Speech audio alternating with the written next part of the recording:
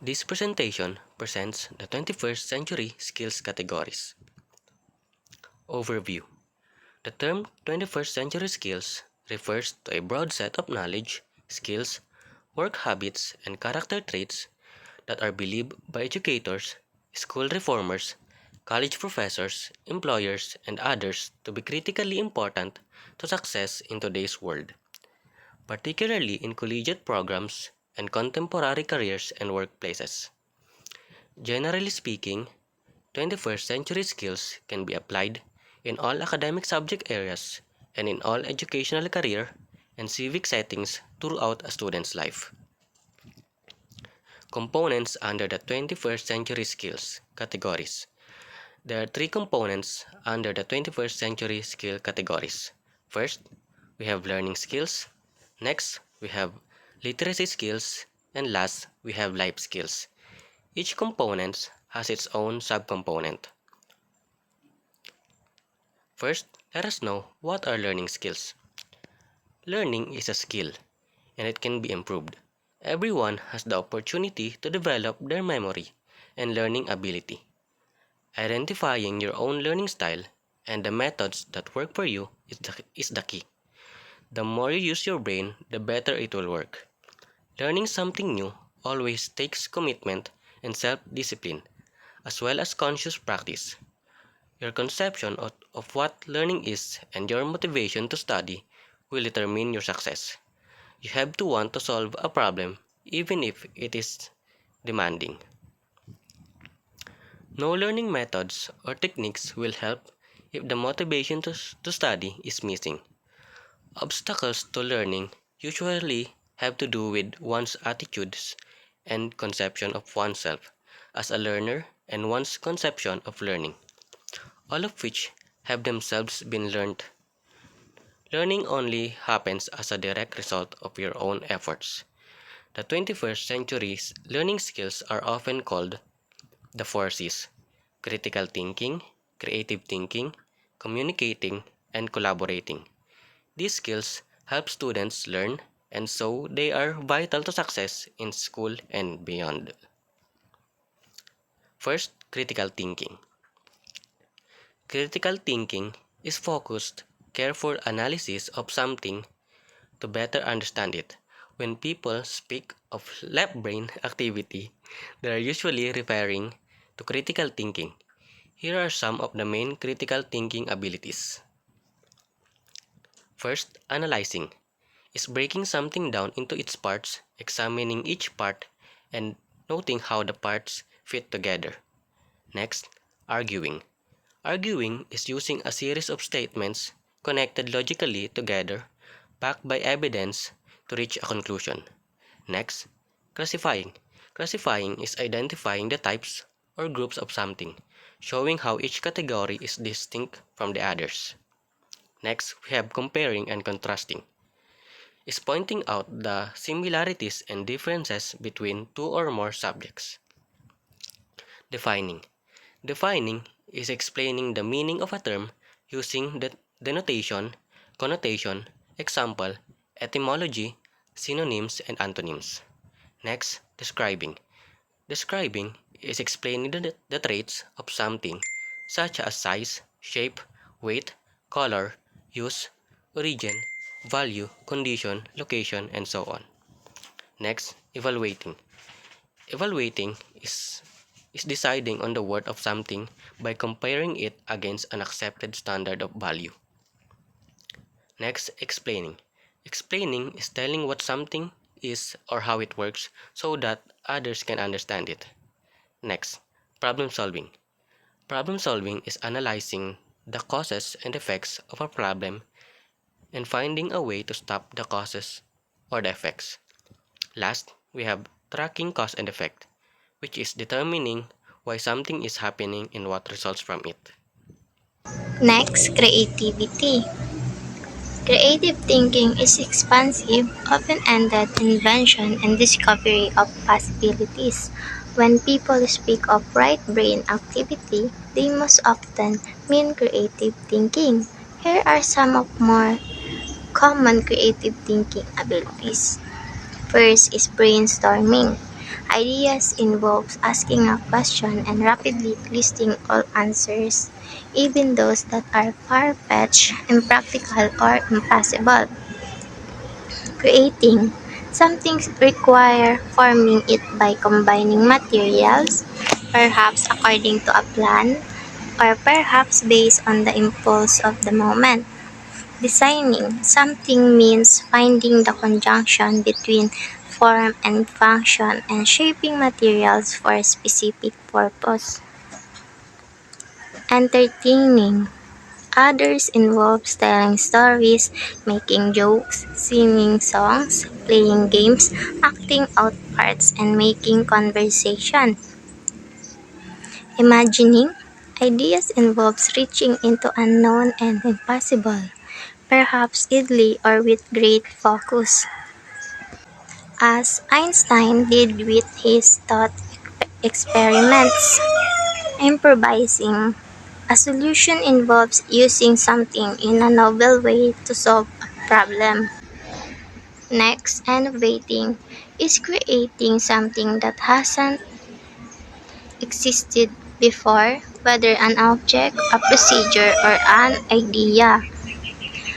Next, overturning something means flipping it to get a new perspective, perhaps by redefining events, reversing cause and effect, or looking at something in a brand new way. Problem solving requires using many of the creative abilities listed here to figure out possible solutions and putting one or more of them into action. So, creativity is a characteristic of someone or some process that forms something noble and valuable. The created item may be intangible, such as an idea, a scientific theory, a musical composition, or a joke, or a physical object, such as an invention, a printed literary work, or a painting. Creativity enables people to solve problems in new or innovative ways. Next is collaboration. Working with others. It is ability to effectively work together with others. It involves working together while taking action, respecting others' needs and perspective, and contributing to and accepting the finale. It helps develop interest and fun in teaching learning process. There are key elements of effective collaboration in learning. First, shared goals and objectives. A successful collaborative learning experience starts with a clear understanding of what the group is trying to achieve. Second, mutual respect and trust. Collaboration requires a level of trust and respect among group members. Third, communication. Effective collaboration requires clear and open communication. And the last one, division of roles and responsibilities. In a collaborative group, tasks and responsibilities should be divided fairly among members. Communication. Communication is the practice of conveying ideas quickly and clearly. It is expressing thoughts clearly, crisply, articulating opinions, communicating coherent instructions, motivating others through powerful speech. To build effective communication skills, students must learn to first, communicate using digital media and environments to support personal and group learning. Second is to share information efficiently and effectively using appropriate digital media and environments. And for the last is to communicate thoughts and ideas clearly and effectively to different audiences using various media and formats. In the throes of diverse living and working environments, communication skills anchor us to what matters. In a way, communication skills are the key to social integration in the 21st century. Today, communication styles are as diverse as the goals. Communication can be interpersonal, a two-way interaction with someone else. Interpretive, understanding and interpreting a one-way oral or written text, or presentational, presenting information in either a written or oral format. Communication, both verbal and nonverbal, is at the core of everything we do. Articulating thoughts and ideas effectively using oral, written, and nonverbal communication skills in a variety of forms and contexts. Listening effectively to decipher meaning, including knowledge, values, attitudes, and intentions. Using communication for a range of purposes to inform, instruct, motivate, and persuade. Utilizing multiple media and technologies and knowing how to judge their effectiveness and assess their impact is what is essential in the day-to-day transactions. In written communication, which is explicitly taught in English language, students learn to write to meet various needs, such as to explain, to persuade, to synthesize, in the forms of research papers, email, journal, science report, reflection, summary, so on and so forth. Communicating to share ideas and express feelings help in improving relationships. On the career front, contributing to discussions and debate is seen as a big plus. Brushing up one's communication skills is the need of the hour. What are literacy skills?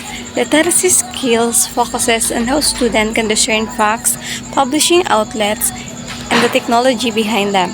There is a strong focus on determining trustworthy sources and factual information to separate it from the misinformation that floods the internet. So the first sub-components under literacy skills is information literacy.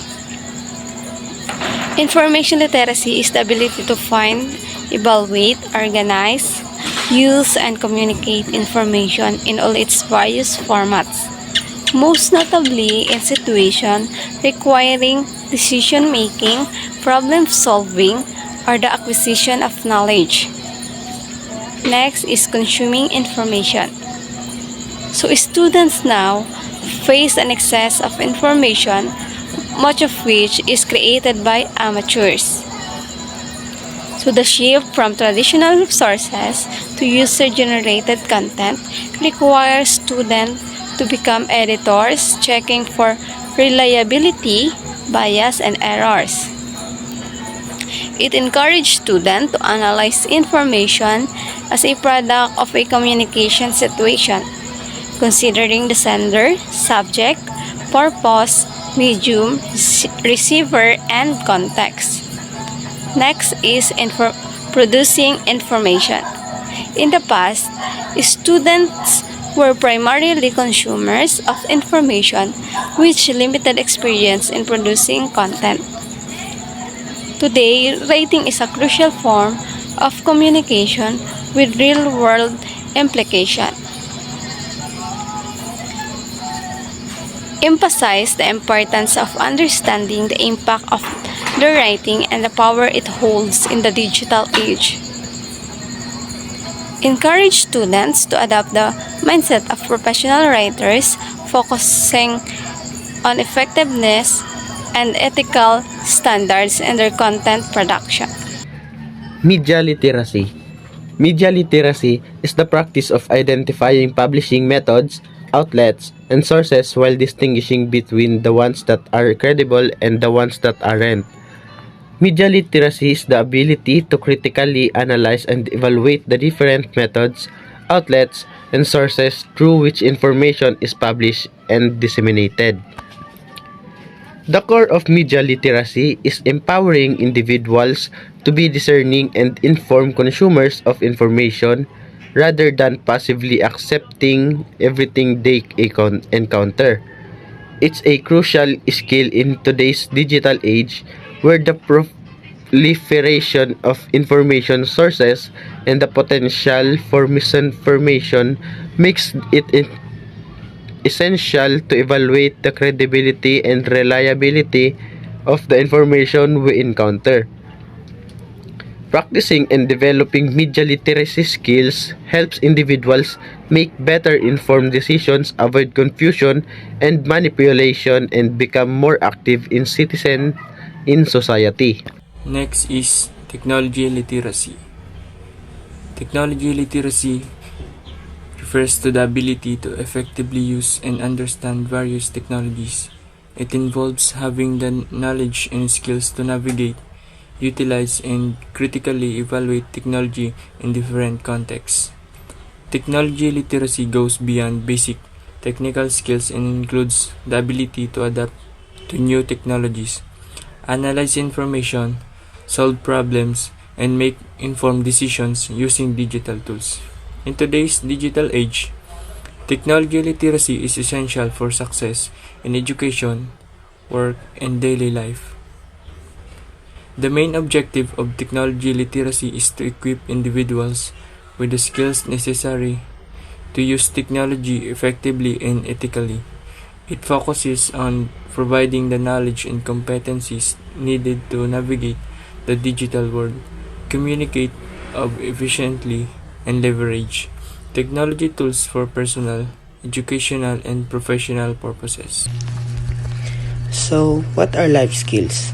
Life skills equip students to thrive in the classroom and in the world beyond. The 21st century life skills are flexibility, initiative, social skills, productivity, and leadership. So first, flexibility. Given the rapid rate of change in the world, the ability to adjust and adapt is critical to success. Students need to learn to quickly analyze what is going on around them and make adjustments on the fly. The inquiry process requires and rewards flexibility. Instead of following set course or a rigid set of instructions, students must make constant course correction as they do the following: set goals, seek answers, navigate information, collaborate with others, create something, evaluate their work, improve it, share it with the world. In a rapidly evolving world, flexibility is a vital life skill that empowers individuals to thrive amidst change and uncertainty. By cultivating adaptability, Leadership is a suite of related skills that combines the other life skills. Good leaders take initiative, have strong social skills, are flexible, and are productive. They also do the following: identify goals, inspire others to share those goals, organize a group abilities that all members can contribute according to their roles, resolve conflicts among members, and encourage the group to reach their goals. The next life skill is initiative. So initiative refers to taking proactive steps to acquire knowledge or skills without waiting for instructions or guidance from others. It involves self-motivation, curiosity, and the willingness to explore and discover new information independently. Students take the initiative when they question, plan, research, create, improve, or present. Question. Initiative in learning begins with asking questions. Students who take the initiative are curious and eager to seek answers. They don't just accept information at face value. They inquire, probe, and explore deeper to understand concepts better. Plan. Taking initiative involves setting goals and creating a plan to achieve them. Students who take initiative in their learning think ahead and strategize how they will approach a task or project. They break down complex topics into manageable steps and outline their approach to learning. Research. Initiative-driven learners are proactive in seeking out resources and information to enhance their understanding. They utilize various sources such as books, articles, online resources, and experts to gather information relevant to their learning goals. Initiative involves actively applying knowledge and skills to create something new. Students who take initiative don't just passively consume information. They actively engage in activities such as writing essays, solving problems, conducting experiments, or producing artwork to demonstrate their understanding. Improve. Taking initiative also means seeking feedback and continuously striving for improvement. Students who demonstrate initiative are open to constructive criticism and actively work on refining their work or skills based on feedback received. Present. Initiative-driven learners are confident in sharing their ideas and findings with others. whether it's giving a presentation, leading a discussion, or showcasing their work.